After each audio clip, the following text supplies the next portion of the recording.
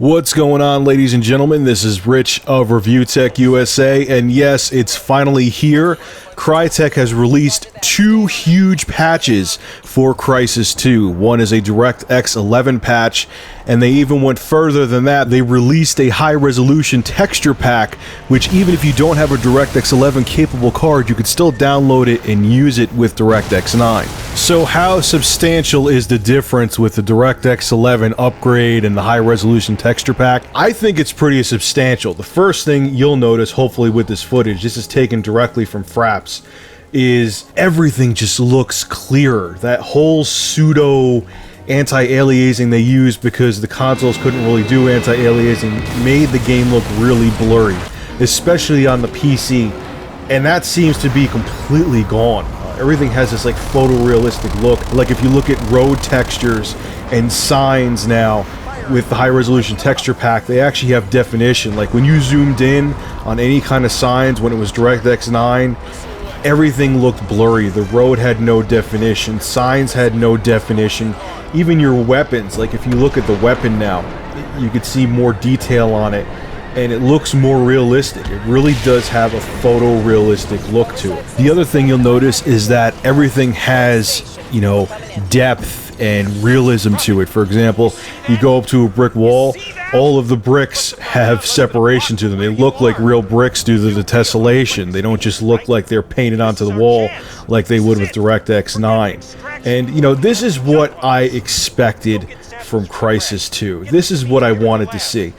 Is it as amazing as it would have been if they made Crysis 2 from the ground up with DirectX 11? Is it like Battlefield 3? No.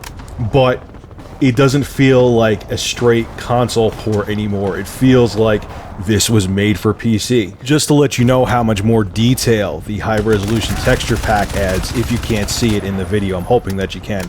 I personally can see a substantial difference, is that the texture pack was 1.7 gigabytes.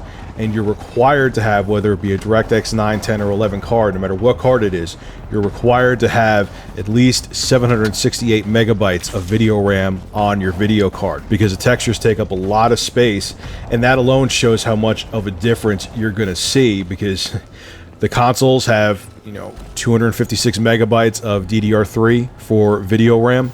I think the 360, because it shares 512 megabytes of DDR3, can eke out a little more than the PS3, but that's 3 times the video RAM you're going to need for your video card. So you're going to see a huge difference in detail. Now, did I notice a huge performance difference? Did I notice a performance drop when I went over to DirectX 11 and the high-res textures? Somewhat. The only thing, everything is maxed out. All the footage you're looking at, all the details are maxed out. In Crysis 2.